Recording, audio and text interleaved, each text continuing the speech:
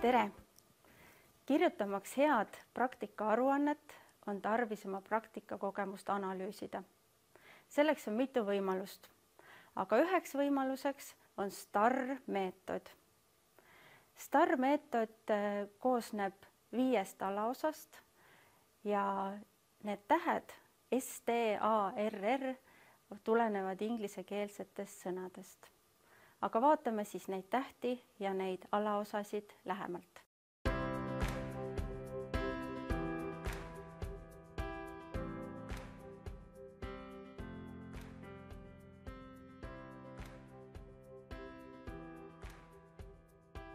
STAR-meetodi esimene osa on tähistatud S-iga. See tuleneb inglisekeelsest sõnast situation ja tähendab see siis olukorra kirjeldust ja ka taustaandmete avamist. Selles alaosas saadki kirjeldada, kus, mis ajavahemikul sa oma praktika tegid ja ka seda, kellega koos, ehk kes olid veel selle praktikaga seotud.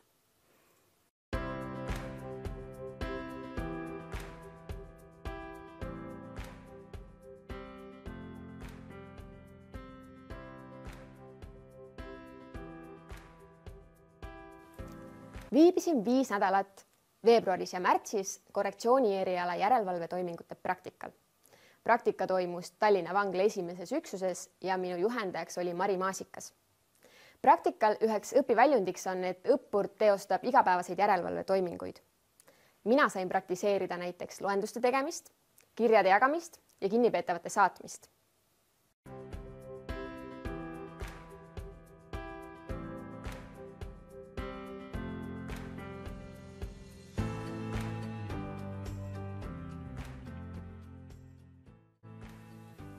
Mina viibisin oma päästepraktikal Lõuna päästekeskuse Tartu Annelinna päästekomandos.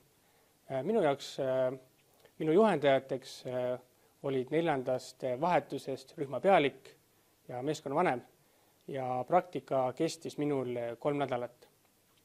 Praktika üheks peamiseks õpiväljundiks oli päästja töövarjuna osalemine. Kahjuks kõiki päästetöid ma teha ei saa, sellepärast et kadettidel puuduvad vastavad kompetentsid ja vastav pädevus päästetöid teha. Muidugi sain väga hea ülevaate päästja igapäevatööst, kuidas on üles ehitatud nende tunniplaan, nende päevakava, mida erinevad meeskonna liikmed päeva jooksul teevad, kuidas toimub komandosiseselt alluvussuhted ja ning kuidas toimub suhtlus häirekeskusega ja teiste struktuuriüksustega.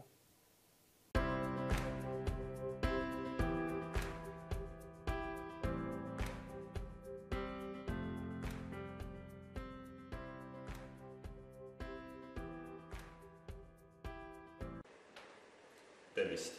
Mina olen kadett Sild. Ja mina olen kadett Kesa. Õpiväljund meie eneseanalüüsi näites on meeskonnatöö tegemine. Patrullisime sõidukiga Pärnus ja meie ülesanne oli tagada avalik kord ja täita väljasõidukorraldusi. Patrullimine toimub ohutuse ja efektiivse mõttes patrullpaaridena, sest meeskonnas on ülesandeid tõhusam ja ohutum lahendada. Saime väljasõidukorralduse, et Pärnu kuulsaali ees toimub kaklus.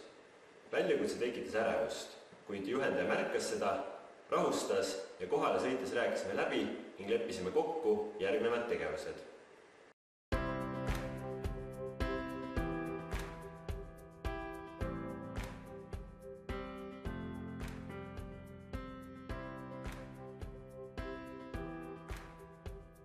Ametipraktika perioodil tegin reisijatele kontrolli, just nendele reisijatele, kes saabust Venemaalt.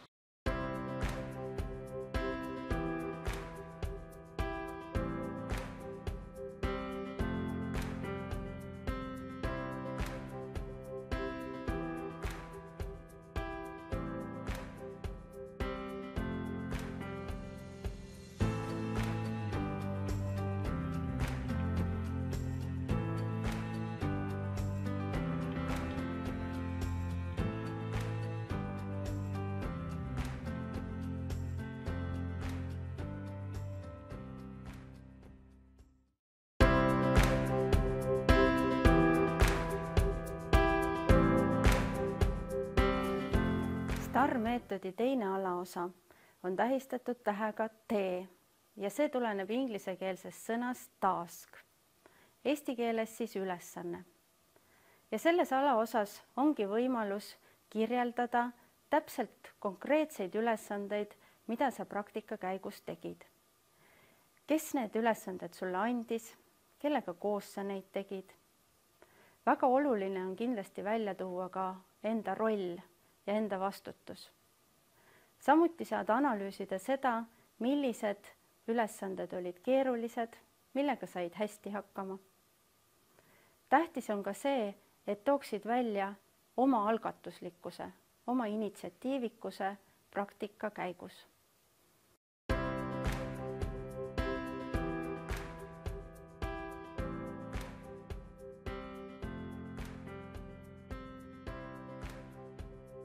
Üheks peamiseks järelevalvetoiminguks, mida praktikal läbi viisin, oli kinnipeetavate saatmine. Teisel praktikanädalal sain juhendajalt ülesande viia iseseisvalt kinnipeetava kambrist meditsiiniosakonda ning pärast paigutada tagasi ta oma kambrisse. Ülesanne oli minu jaoks väga vastutusrikas, sest mina vastutasin kogu saatmise protsessi eest. Samuti, et minu tegevus või tegevusetus ei seaks ohtu vangla julgeolekut.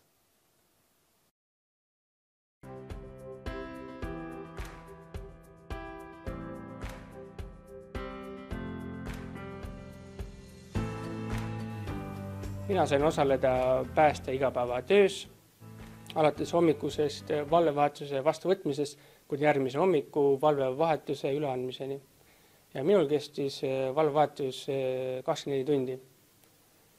Mina sõitsin meeskonnaga kaasa ja olin meeskonna lisaliige ja muidugi tegelesin ka muu pääst ja igapäevase tegevusega, näiteks ennetustööga või üldse varustuse hooldamisega ja kontrollimisega. Ennetustöös mina käisin ja muidugi tegin kodunõustamisi ja komandos viisime läbi erinevaid koolitusi ja infopäevi, mis on siis suunatud just lastele ja noortele, selleks, et tõsta nende teadmisi näiteks veeohutusest ja tuleohutusest. Ja muidugi pääste peab ka ise õppima.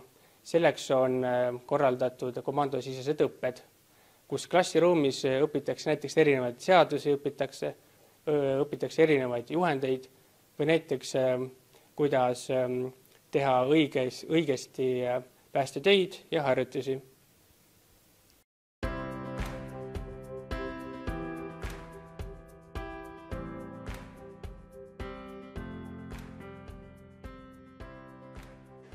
Sündmuskohale jõudes valisime ohutu koha lähenemiseks ja püüdsime aru saada olukorrast ja lahendatavast probleemist. Meie ülesanne oli esmalt kaklevad osapooled lahutada ja tagada mõlema osapoole turvalisus. Samuti oli vaja välja selgitada tekkinud tüli põhjus, kes on kannatanu, kahtlustatav ja võimalikud sündmuse tunnistajad. Leppisime kokku, et kui oleme tülitsejad lahutanud, siis mina tegelen ühe osapoolega ning paariline tegeleb teise osapoolega.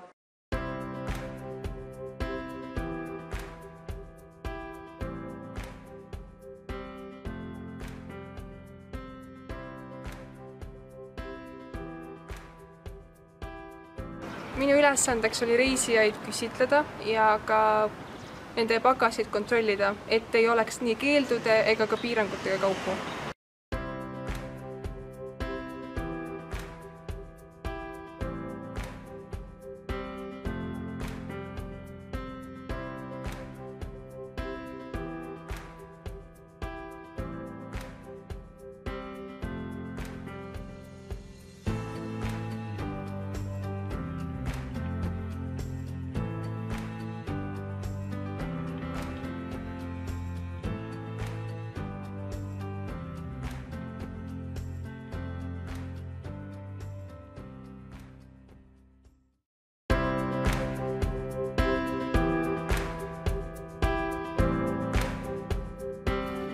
STAR-meetodi kolmas alaosa on tähistatud tähega A. See tuleneb inglisekeelsest sõnast activities ehk tegevused. Ja nagu see sõna juba ütleb, siis selles alaosas saad väga täpselt, konkreetselt kirjeldada, milliseid ülesandeid sa lahendasid, mida täpsemalt tegid oma praktika käigus. Alustada saad sellest, et analüüsida ja kirjeldada, kuidas sa nendeks ülesanneteks ette valmistusid, milliseid tehnikaid ja töövõtteid sa nende käigus kasutasid, kuidas järgisid tööde järjekorda ja nii edasi. Lisaks konkreetsetele tööülesannetele saad analüüsida ja välja tuua ka selle, kuidas sa tööaja kasutamisega hakkama said, kuidas järgisid tööohutusnõudeid ja ka üldiselt, kuidas hindasid enda töökultuuri ja hoolsust ja kuidas oled rahul oma tööülesannete täitmise kiirusega, korrektsusega ja lõpptulemusega.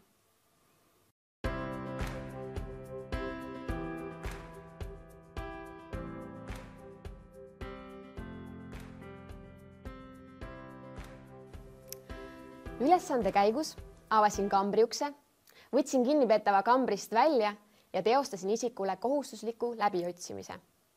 Läbiotsimisel kasutasin koolis õpitud tehnikat, mille tulemusena ma leidsin kinnipeetava sokisääre vahelt isevalmistatud mängukaardi ja markeri. Teavitasin kinnipeetavat keelatud eseme leidmisest ja andsin talle võimaluse juhtunu kohta ka selgituste andmiseks.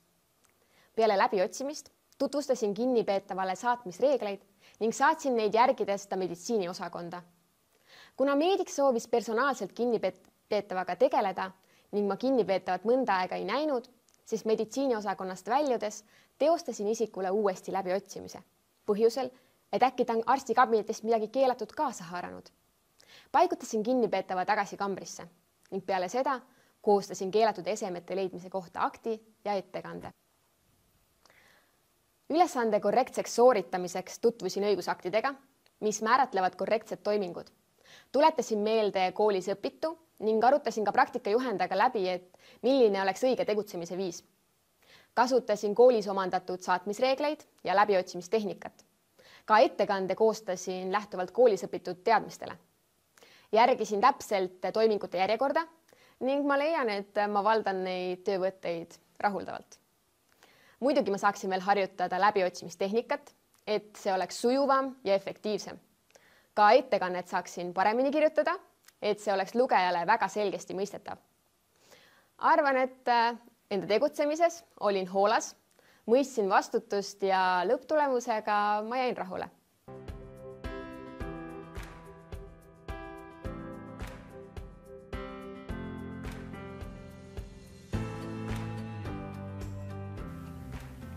Kell 10.12 enne lõunat saime väljakutse tulekahju väljaspool hooneid, Aste 2, Puhusepa tänav 2 ja Tartu linn põles siis Maarjamõisa haiglasein.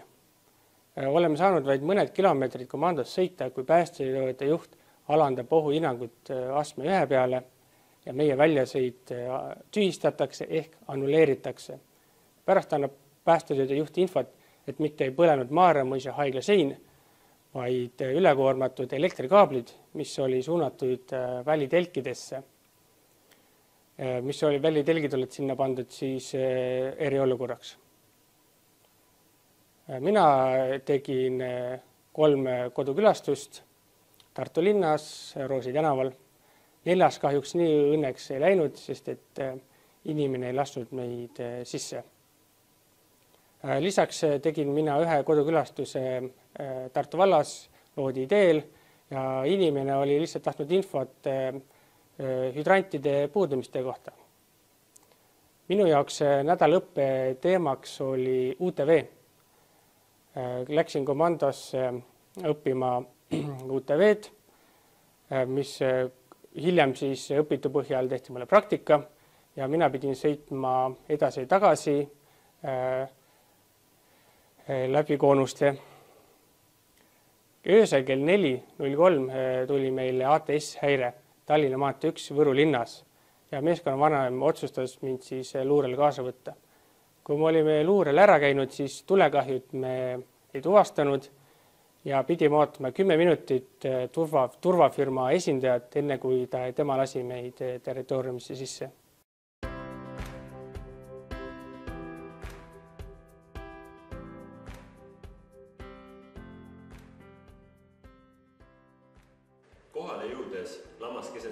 mees.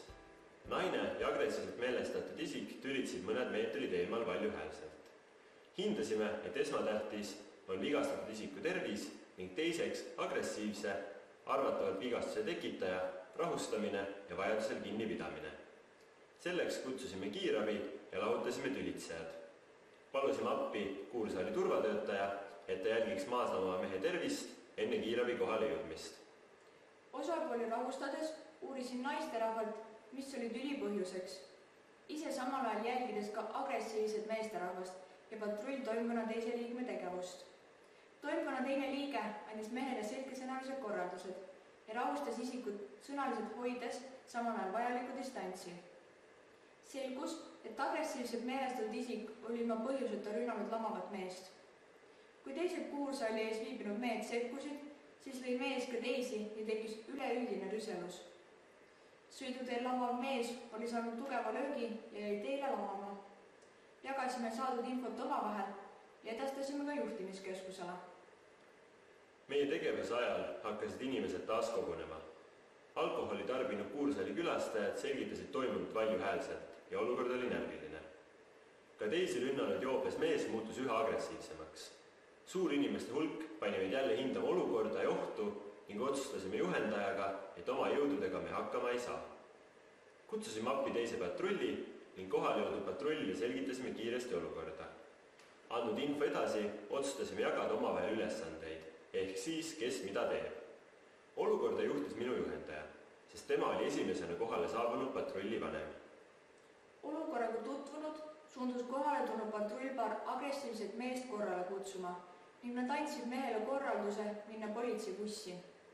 Seepeale hakkas isik politseinikele vastu, eirates korraldusi ja ründas neid. Meie paarilisega rahustasime kogunenud inimesi ja palusime neil laiali minna.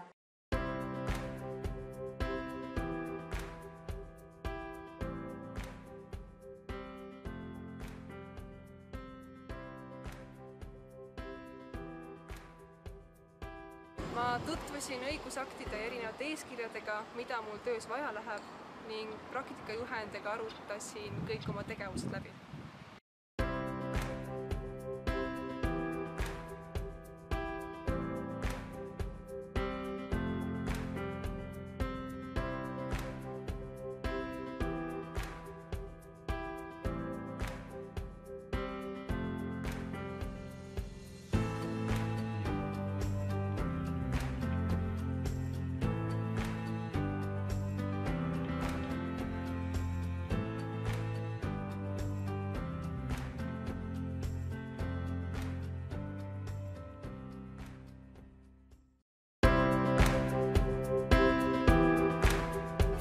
STAR-meetodi 4. alaosa on tähistatud tähega R ja see tuleneb inglisekeelsest sõnast result. Selles alaosas saad kirjeldada oma ülesannete tulemusi, analüüsida, kuidas sa konkreetse tulemuse saavutasid, kas ja kuidas seda tulemust ka hinnati, kes tulemust hindas ja mille alusel.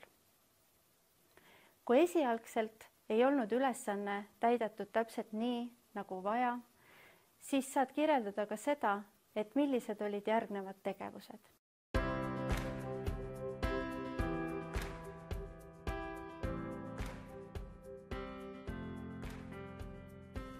Kinnipeetav sai korrektselt meditsiiniosakonda saadetud ning hiljem paigutatud tagasi oma elukambrisse. Leidsin kinnipeetavalt läbiotsimise käigus markeri ja ise valmistatud mängukaardi. Kogu saatmist jälgis ja hindas praktikajuhendaja, kes leidis, et mu töövõtted on korrektsed ja hoolikad, kuid kindlasti annaks neid veel lihvida, et töövõtted oleksid sujuvamad. Pärast seda saatmist sain veel mitmeid kordi erinevaid saatmisi läbi viia ja praktiseerida läbiotsimist.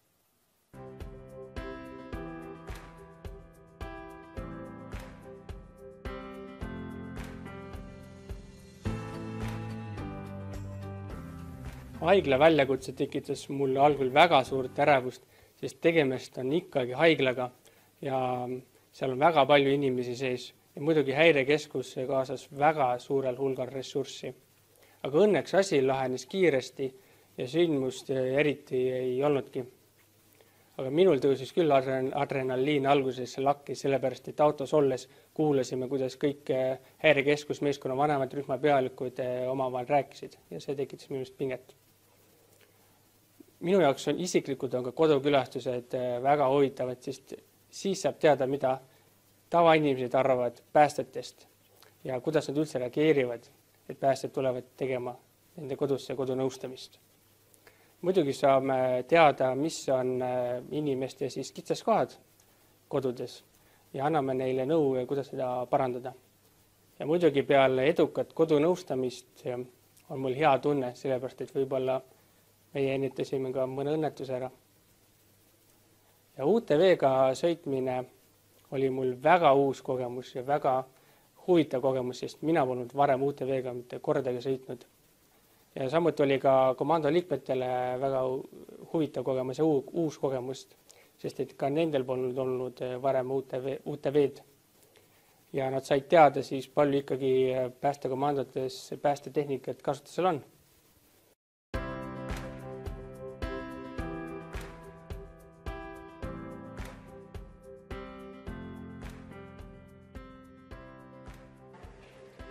Kahe patrulltoimkonna koostöö tulemusena tegime isiku ohutuks. Saime isiku maha surutud ja käerauad peale pandud. Joobe tõttu oli isik teistel ohuks ja koju toimetamine polnud võimalik. Otsustasime viia isiku politseijaoskonda Kainenema. Kiirabi andis kannatanule koha peal esmaabi, rääkisime meedikutega ning nad otsustasid viia isiku haiglasse. Saime meedikutelt teada mehe andmed ning ka selle, kuhu haiglasse ta viiakse.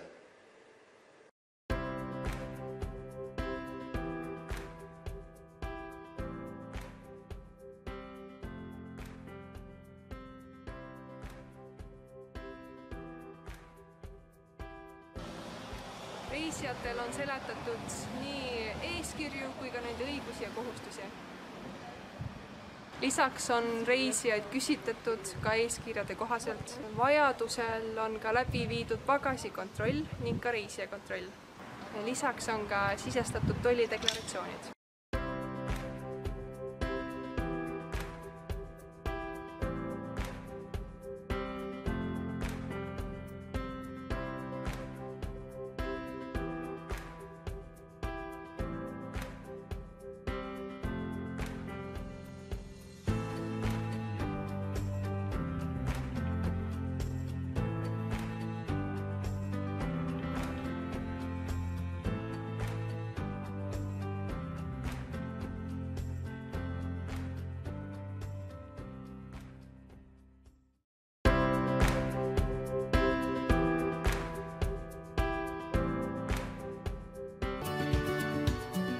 STAR-meetodi viimane 5. alaosa on samuti tähistatud tähega R ja see tuleneb inglisekeelsest sõnast reflection, mis on eesti keeles peegeldus.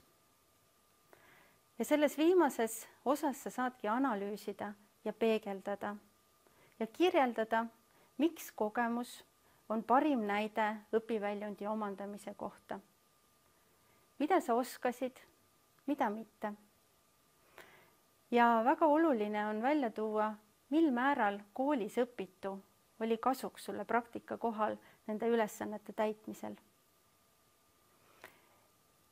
Mida õppisid juurde praktika käigus ja mis on need ülesanded või need aspektid, mida pead veel juurde õppima, milles veel end täiendama. Too välja ka see, kuidas sa hindad oma arengut tegevuste sooritamisel. Kindlasti too näiteid. Kas oled neid samu oskusi, teadmisi kasutanud ka teistes olukordades? Ka siin saab palju näiteid tuua. Ja kas oleks olnud võimalik tegutseda ülesandeid lahendades ka teisiti? Ja kui sul tuleb uus võimalus, mida teeksid järgmisel korral teisiti?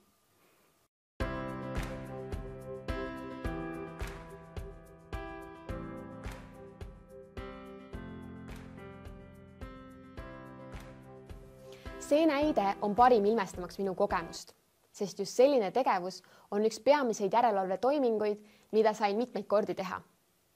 Minu hinnangul õnnestus mul ülesande täitmine hästi, kuna olin selle eelnevalt läbi mõelnud, tutvunud erinevate materjalidega ja samamoodi arutasin ülesande läbi ka oma juhendajaga. Koolis õpitu oli ülesande lahendamisel väga palju kasuks. Oskasin kinnipeetavaid korrektselt läbi otsida ja saatmist teostada. Kindlasti ma peaksin harjutama veel läbiotsimist, et see oleks kiirem ja töövõtted korrektsemad. Kasutasin saatmise ja läbiotsimise oskust veel mitmeid kordi. Näiteks saatsin kinnipeetavaid veel jalutuskäikudele ja tööle. Ma arvan, et antud olukorras ei oleks võimalik käituda teistmoodi, sest järelevalvetoimingud on õigusaktidega väga konkreetselt määratletud ja turvalisus vanglas peab olema tagatud.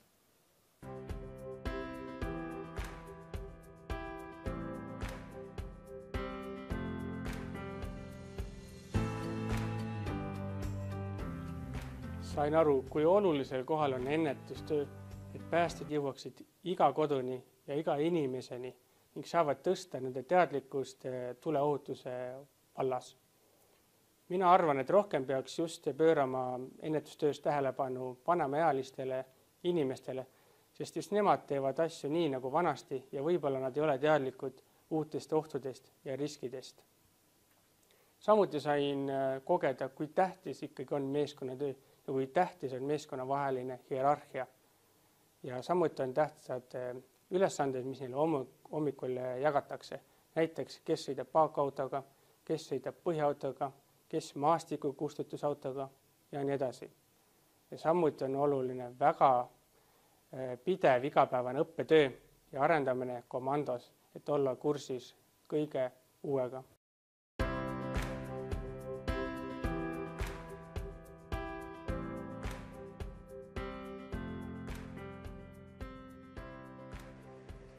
Minu arvates õnnestus meil lahendada antud olukord hästi, sest olime eelnevalt paika pannud oma tegevused ning hindasime ka olukorda igati objektiivselt ja ei kõhelnud abi paluda teiselt patrullilt. Minu jaoks osutus keerulis asjaolu, et vastuhakkajaks oli turske kehaehitusega mees, mis tõttu ma tundsin, et minu ja juhendaja jõust ainuüksi jääb väheseks. Sel põhjusel otsustasime teise patrulli appi kutsuda. Ma arvan, et kõige raskem meeskonnatöö võtmes on aru saada, mida tegema peab ja kes mida teeb. Juhendaja oli hea meeskonnajuht. Tuletas meelde reageerimise juhise, jagas infot ja ülesandeid. Õppisin hindama jõudude vahekordi, jagama märgatut, kutsuma abi ja kindlasti ka koos tegutsema. Koolis oli meile korduvalt rõhutatud reageerimise järjekorda. Vaatan, hindan, otsustan ja tegutsen. Agressiivselt meelestatud isikute ohjamisel tuleb kasutada konkreetseid ja valjuhäälseid korraldusi. Konkreetse juhtumi puhul tuli kasutada isiku ohjamiseks ka erinevaid erivahendeid. Tegime selle sündmuse lahendamisel koostööd omavahel, teise patrulliga, turvatöötaja ja kiirabitöötajatega. Oli väga vajalik kontrollida end ja olukorda ning teha meeskonnatööd.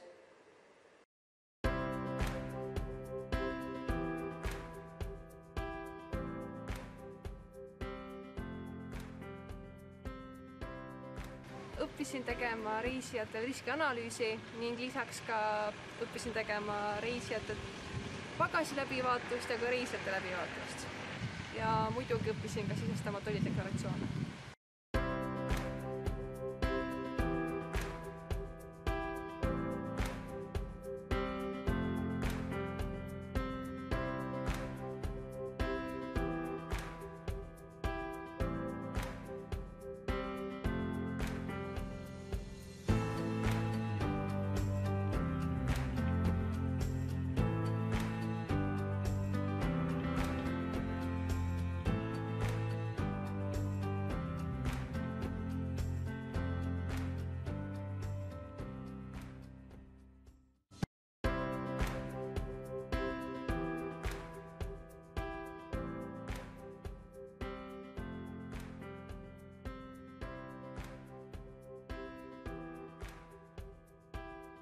Praktika on väga oluline osa kogu õppeprotsessis. Nüüd on teil praktika läbitud. Teil on olemas ka aimdus, kuidas kirjutada praktikaaruannet. Ja just praktikaaruanne ongi see nii-öelda kirss tordil. See kõige viimane lihv. See, mis aitab teil veel läbi mõtestada oma praktikakogemust. oma õnnestumisi, ebaõnnestumisi ja paljusid õppimiskohti. Soovin teile edu!